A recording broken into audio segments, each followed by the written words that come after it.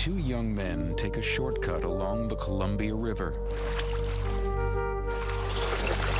Here, near Kennewick, Washington, they will stumble upon a discovery that will rewrite the history books and launch a 3-year legal battle. I saw what I thought was a rock. The top of it, what I saw was pretty round. And then after I picked it up, obviously, I saw the teeth. Little did they know, this skull would take us thousands of years back in time and forever change our notion of who were the first Americans.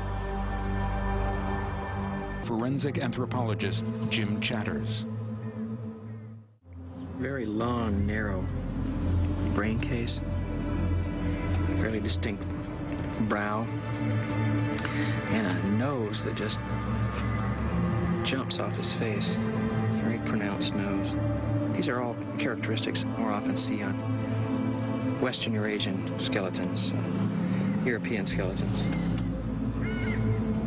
The skull appears European, not Native American, and shows signs of being a few hundred years old. Jim Chatters believes they have found the skull of an early 19th century settler. The police call off the criminal investigation, and Chatters collects the bones. Chatters cannot fathom the importance of this discovery. It will turn out to be a settler like no other. The first clue is in the pelvis. What you can see from the pelvis when we found it is it has a very narrow notch behind the socket for the thigh bone, and that narrow notch is indicative of a male. Chatters will come to call this male Kennewick man. Over 10 trips, he will collect over 350 bone fragments, about 70% of the skeleton. Only the smaller bones remain missing.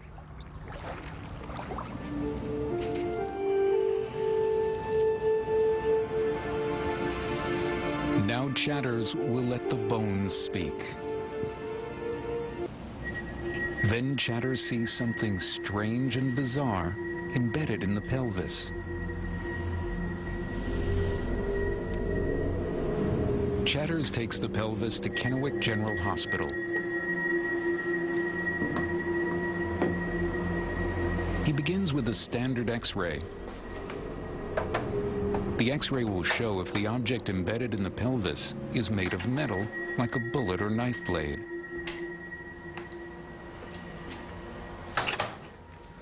But whatever is lodged in the bone is invisible to X-rays.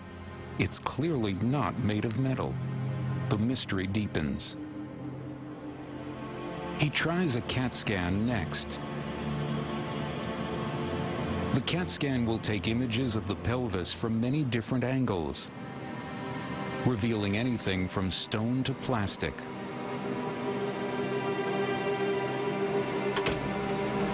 Let's see what we got.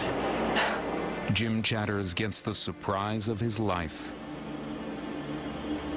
Buried in what he assumed was a 19th century settler, he finds an ancient spear point. Okay, and this basal point here, sharp, clear, serrated or sawtoothed edge is characteristic of what we call a cascade point, which is a style that was most commonly used between 5,000 and 9,000 years ago. The spear point cutting through bone and muscle left Kennewick man in lifelong pain. Chatters is baffled. What is a 19th century settler doing with a Stone Age spear point in his hip? The answer may forever change archaeology. Jim Chatters sends a small bone for radiocarbon dating, hoping to solve the mystery of Kennewick man. A chemist crushes the bone and begins the process of analyzing an isotope called carbon-14. All living organisms contain carbon-14. But at death, this isotope begins to decay at a steady rate.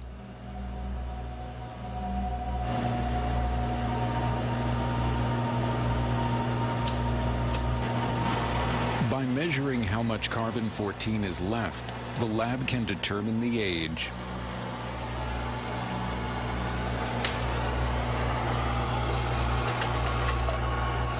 Kennewick man's age is nothing less than mind-boggling. He is over 9,000 years old, a man who lived before 7,000 BC, and one of the oldest and most complete Americans ever found. And yet, Kennewick man is a puzzle. Scientists have long believed that the first and oldest Americans were Native Americans.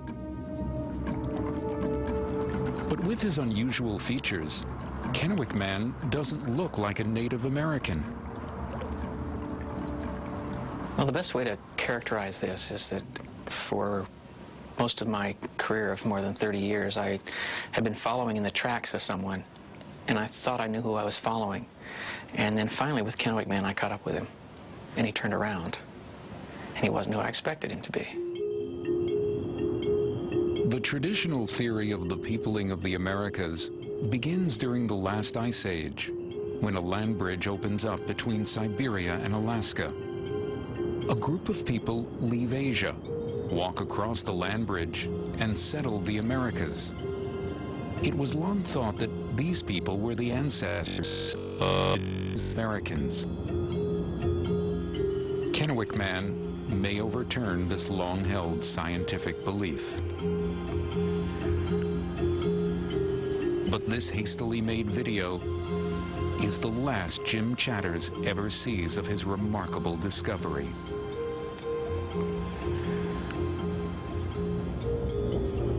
For only 4 days after the radiocarbon date, the skeleton is confiscated by the government. All scientific work stops, as 5 local Native American tribes claim the 9,000-year-old skeleton as their ancestor. When the coroner came to get the bones, actually he called me and says, "Hey buddy, I gotta come get the bones." And I just virtually panicked. I felt that I had not had time yet and really wasn't equipped to gather all the information that a skeleton of this import required. So I felt I'd failed posterity. It was a pretty tough time. By 1990, there were up to 200,000 Native American skeletons in U.S. collections. In response, Congress passes NAGPRA, the Native American Graves Protection and Repatriation Act. Under this law, tribes can claim any skeleton over 500 years old as their ancestor, including Kennewick man. What's going to happen to the skeleton if it's turned over to the tribes? It'll go in the ground. It'll go in the ground it didn't come out of. What that means very quickly is it will deteriorate, and it will disappear. What happens in the next generation when 15 or 20 new methods come up that allow us to ask additional questions? We won't have that material then. The federal government begins taking the legal steps to repatriate Kennewick man, but then 8 leading anthropologists sue. They claim local tribes, even using today's DNA analysis, cannot trace their ancestry directly back to Kennewick man.